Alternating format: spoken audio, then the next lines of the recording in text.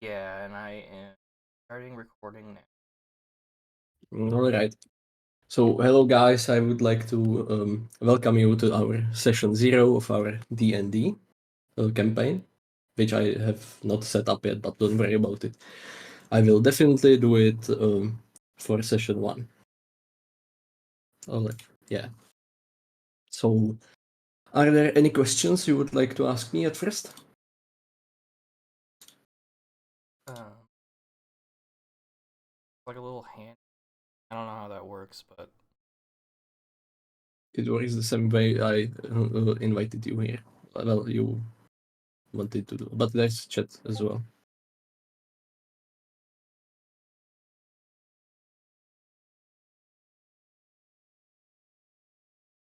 Well, okay, let's start then. So there's a lot of new players here, as well as I am not completely new, but I'm pretty new to DMing. I've run like 2 campaigns only. Also, I'm not a native English speaker, as you can tell. So, yeah, this will be my first campaign in English. So, yeah. But I'll hope my level of English is good enough so you won't cringe every time I speak. We will take it very easy. Don't worry to make mistakes. Don't worry about making mistakes. It's normal. It's part of the learning process. So yeah, and otherwise, it's fun making mistakes. Usually, the best moments come from making mistakes. So well, the first thing I would like to talk about is team building. I would really love for you guys to talk about your uh, characters with each other, so you can make your dream team. You will play together forever. Yeah, so you should be happy with your characters and happy with other players' characters, so we don't end up with 10 fighters or something like that. Then scheduling. Yeah, I've talked about this before, or we even started, but my schedule is very fluid, so I can't say for sure when I will have time or if it will be 2 times a week, once a month. You know, I don't really have the complete campaign in mind. I have some bare bones, some um, well, not much prepared there, but I have some ideas. I will inform you before session 1 about the campaign. But the basic things like it will be 100% fantasy, technology, medieval. Um, it will be primarily in human controlled country, so it should be fun for you to do non-human characters. You will be the odd ones out, is my point. uh, since all of us are new, well, not all of us, but most of us are new, we are starting with fresh level 1 characters. Yeah, that's all I wanted to say about that. I was Um, yeah, ask. go ahead. Do you have? So you said human-controlled country. Do you have like a biome kind of in mind? Because like if I was gonna be like a fish person, I'd want to make sure there's water around or something. The land that will take the place, the campaign will take place in, is a huge empire. So there will be deserts, lakes, seas, islands, tundras, you know, the all of those from A to Z. All the Yeah. So if that's everything for the start, I think. Any ideas? All Uh, right.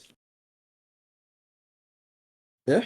oh, sorry. I literally just missed the last thing you said because I was reading the Oh, chat thing. But I think we're. I think. I mean, I don't have anything to say anymore for the beginning speech okay, thing.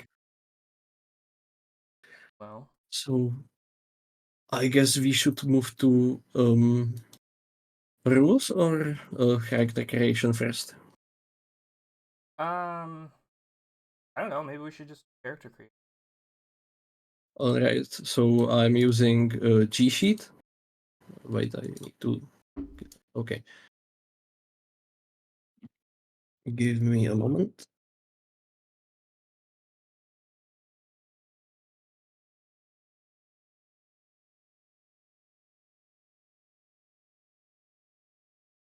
All right. So I have a.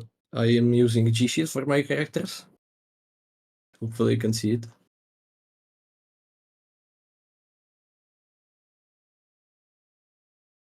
All right.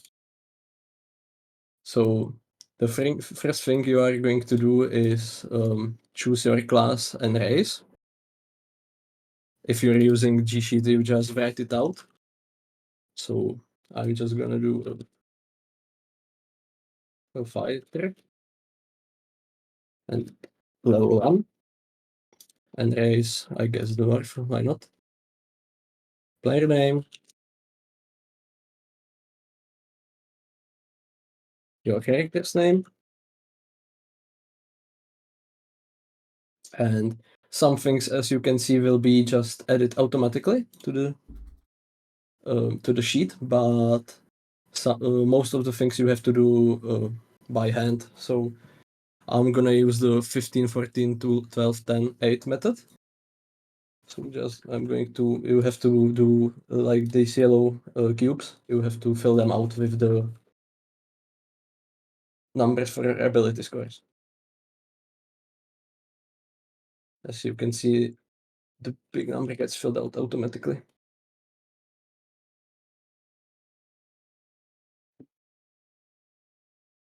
And so on.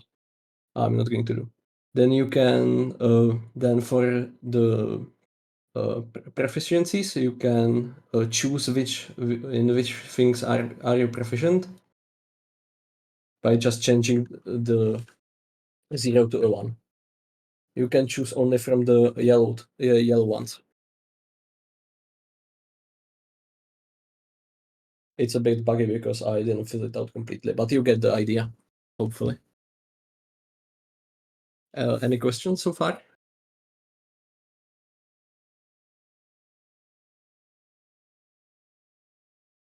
If anyone's wondering where like the proficiency bonuses from and stuff, that's usually by your class. Yeah. Uh, and it looks like this link is directly same sheet. So I guess everyone make sure to remember to make a copy and not use the same one.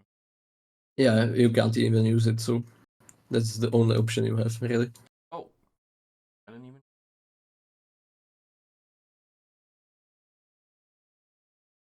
Well, let's continue. Then you have your background. Sounds like a little thing, but it actually gives you some proficiencies. So choose carefully. Then you have the flavor part. Personality traits, ideals, bonds, flaws. Oh, I don't think I have to explain those. Can be a one word, can be a short sentence, you know. Then you choose your weapons. Those are also assigned by you picking a class. And you have a giant list here. So yeah. Languages, you usually get a common plus one, or a common your race's language plus one of your choosing. Yeah. This will be also given by your background and class, I think, or race. Not sure. One of those. Then we have magic. Fighters don't have magic.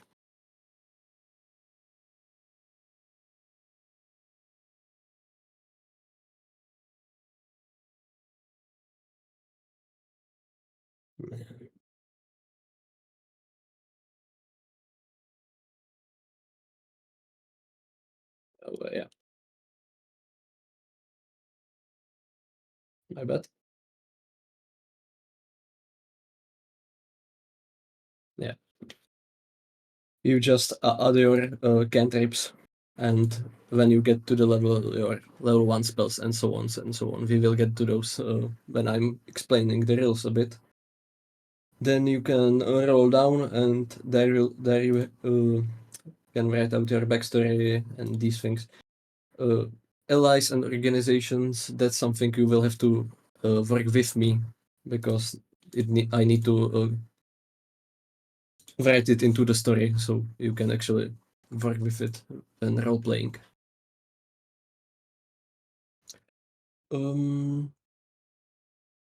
Yeah, that's character creation, I guess.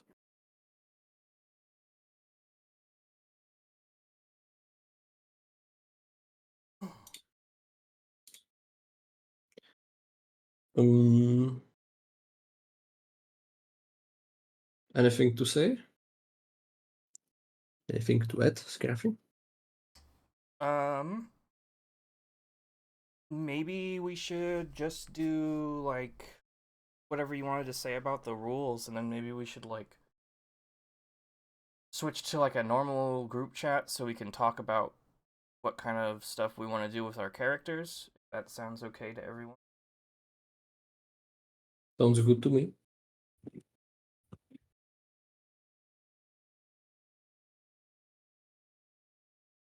Okay. All right. So, should I explain the all of the rules or just the combat ones? Um, maybe just the combat ones so that everyone has like an idea of what they'll be doing with their class. All right then. Okay. So the first thing would be the order of combat, which is uh, your initiative. You will roll d20 for initiative, if I'm not mistaken. And you will add your initiative bonus with it, and that will yeah, wait.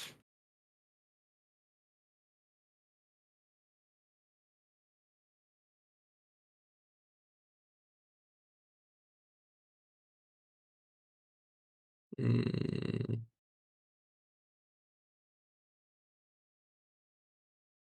I guess define would be the right word. Will define in what order will you play. Then what do we have next? Yeah, movement and position. Most races can move 30 feet, which the map is considered constructed from squares, which are each 5 feet, which is yeah. So you can move 6 squares altogether. While, as we can see, dwarves have just 25 feet, so they can move 5 squares only, because they are short. You can move between attacks, so you can move 10 feet this way, make an attack, and 15 steps back if you're a dwarf. So you can like combo it. And of course, you can have different spells that will increase or decrease your speed. Or I think centaurs have like 60 speed or something, which is a race bonus. Then there can be difficult terrain, which is some terrain that is difficult to traverse, like I guess ice or quicksand or something like that. Not shoot like no idea if you can even traverse quicksand. No, doesn't matter.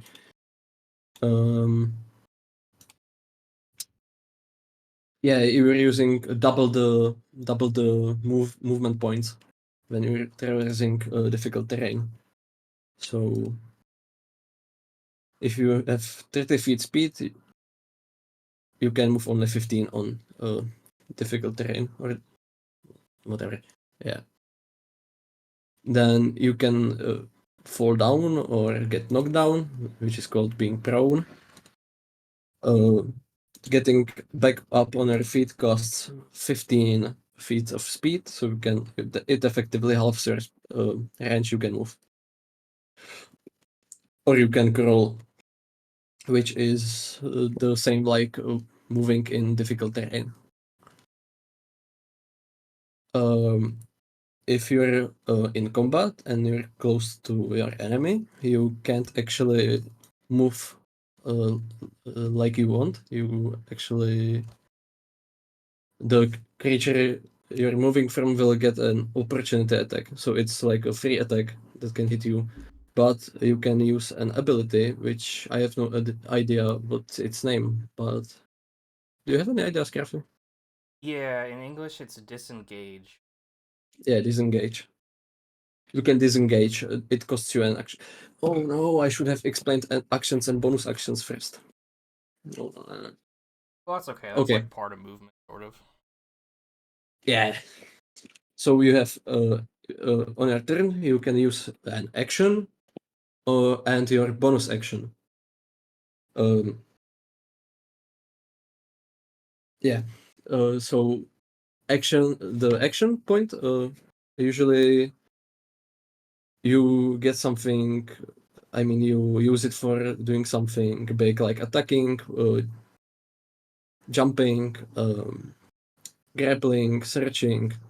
Yeah, you can search in combat.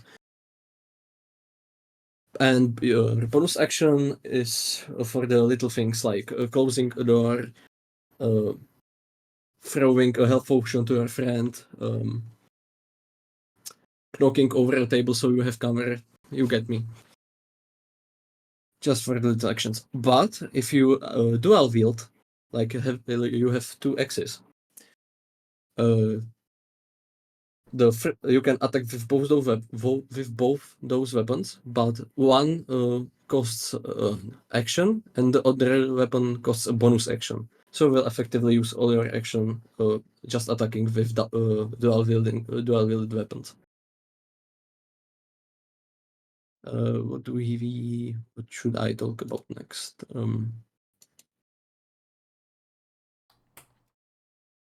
Sizes, yeah. Different races and monsters and so on have different sizes, and it's usually used in like some crepes or something. What's the opposite of white? Uh, sorry, what was say opposite of light? White, like vift. Um, Mm. White. Oh, narrow. Yeah, well, yeah, narrow places. Uh, Sizes are also in the feet, and when you have like a medium size, a large thing can kinda go through it. The one size bigger. You have tiny, small, medium, large, huge, and gargantuan. Tiny are fairies, I think. Small are Arangons, medium is average, that are humans, yeah. Those are humans. Anyways, that's not really that important, so I will move to actions in combat. Well, attacking, uh,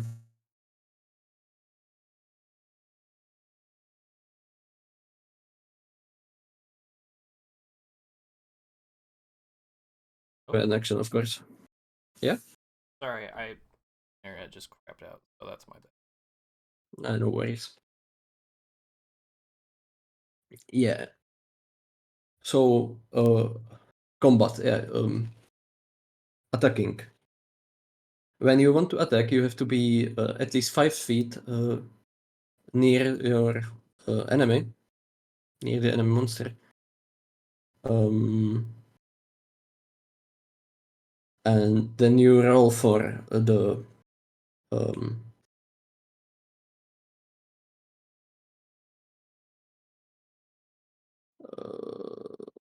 Like the just attack roll. okay, yeah, It's just like yeah, attack roll. Yeah, you are right. see if you can Yeah, like hit. yeah, yeah. Um, which is basically you roll and you have to. I should have explained AC. Let's roll back. Um, yeah, AC or armor class is a thing that mm, defines. Yeah, I'm gonna use that word because that's the only one I remember. Uh, how much you're able to. What's your chance to block an enemy attack? Basically, that's the number you have to roll higher than the enemy's AC to hit them. So if you roll 13 and the enemy AC or armor class is 15, you don't hit them at all. But if you roll 13 and the AC is also 13, that time you hit. It has to be the same or higher. If modifiers. Modifiers are things that do give you a bonus. Yeah, it can be a bonus like +4, +2, like just numbers, or it can be a bonus like an advantage, which is you roll twice and you get the higher, you pick the higher number on the dice. One of the two numbers of the dice. I think I'm going too fast. Oh, it's. Yeah. I think this is gonna sound pretty wild if you've never played D&D before, but it's pretty similar. I know a couple of you played Baldur's Gate 3, and the combat is pretty similar to that. I will add that when you're making, so you make an attack roll to decide if you hit or not, and if you do hit, the modifiers Sleepy is talking about, like, well, I'll give an example. Like, if you're a barbarian and you're swinging an axe, you'll roll for damage or you'll do your attack roll and then you'll usually add something like your strength to it. So like maybe they have an armor class of 15 and you roll a 13, but you have a +2 strength modifier, so you're still going to hit them. And that's kind of where like the stats come into play when you're rolling. Hopefully that Yeah, made sense. it did to me. So then you count your attack damage, which is, I don't know, 1d4 or 1d6, which is like you roll one dice, one four-sided dice, or one six-sided dice, which is in short 1d6. Like one dice, six sides. Yeah. And you can have, I think, modifiers for that as well, right? Yeah, like so I have a warlock in my campaign and my spell modifier is charisma, and Yeah. I have like a invocation. I have like a spell called Eldritch Blast, and I usually do 1d10 damage, but I can add my charisma modifier to it as well. So like +4 no matter what, and that will happen with a lot of different classes. Just like modifier bonuses. Like if you're a sneaky guy, like a rogue, you're gonna have like extra actions like disengage, and then you're gonna be able to do like oh, what's the main one for rogue called? It's like sneak attack, which is like super big damage bonus.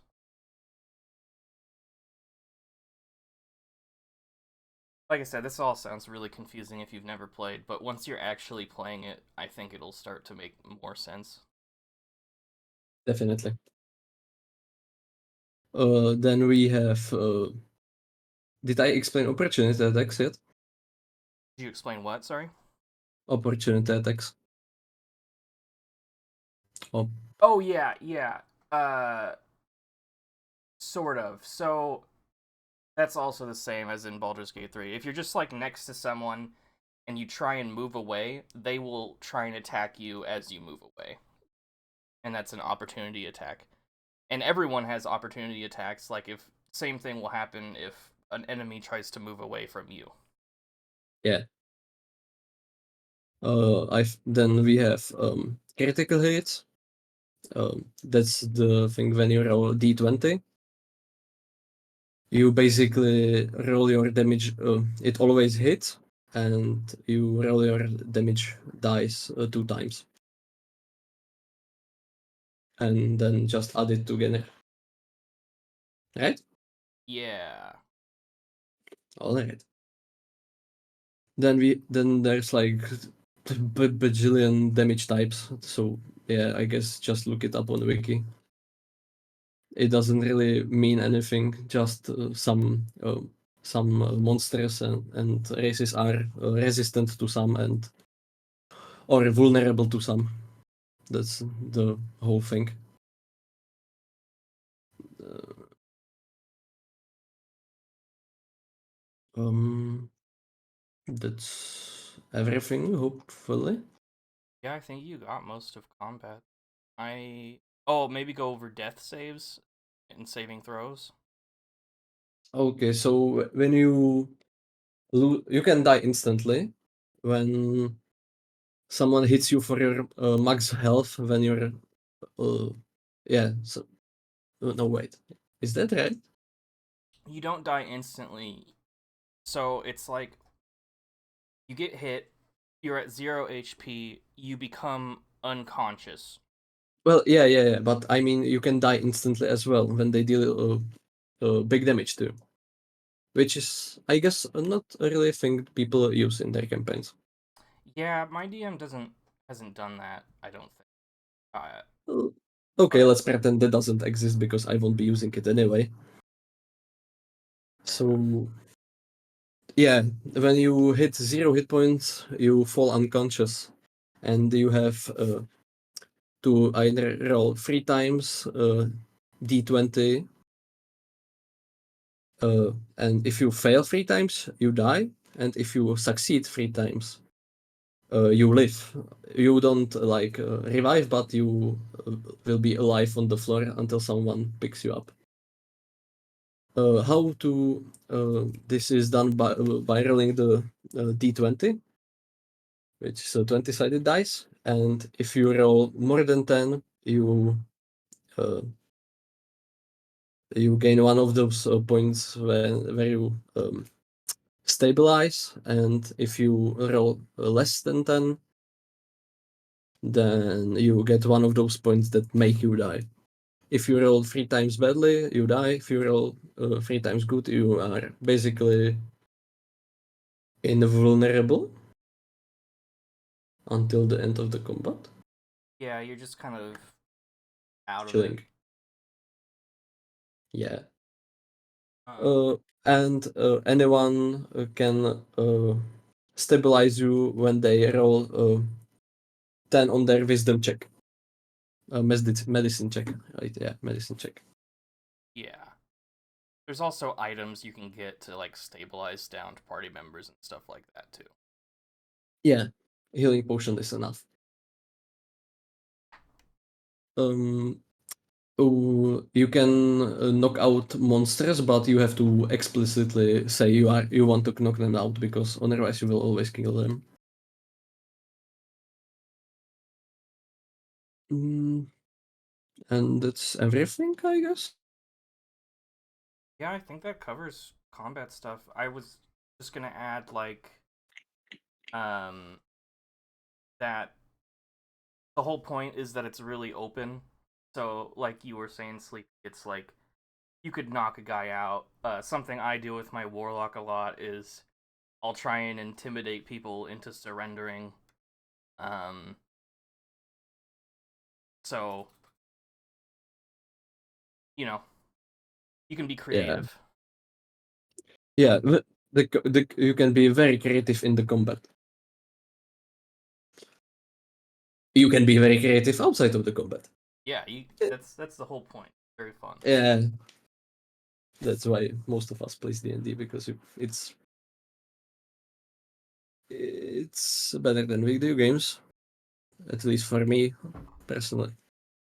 And I'm a big sucker for video games.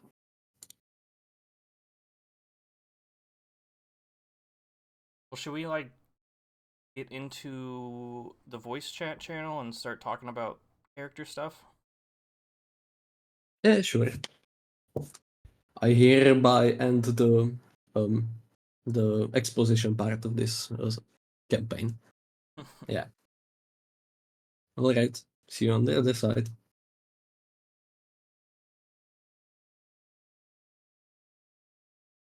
Mm-hmm.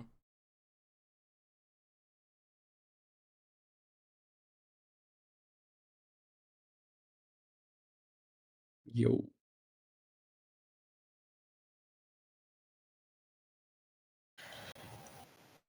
what's up?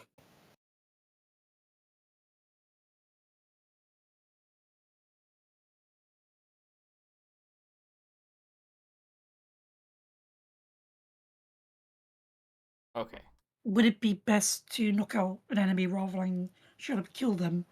Because I know you said you can knock them out, but I'm just thinking, when would that benefit you and your party? Well, I mean, I don't know, like some bounty on the guy, dead or alive, you know, double the money if you bring them alive. What I'll often do is we'll like tie somebody up and then interrogate them after they wake up. Like, where's the rest of your buddies? Oh, Kind of okay. stuff. Yeah, also a good example.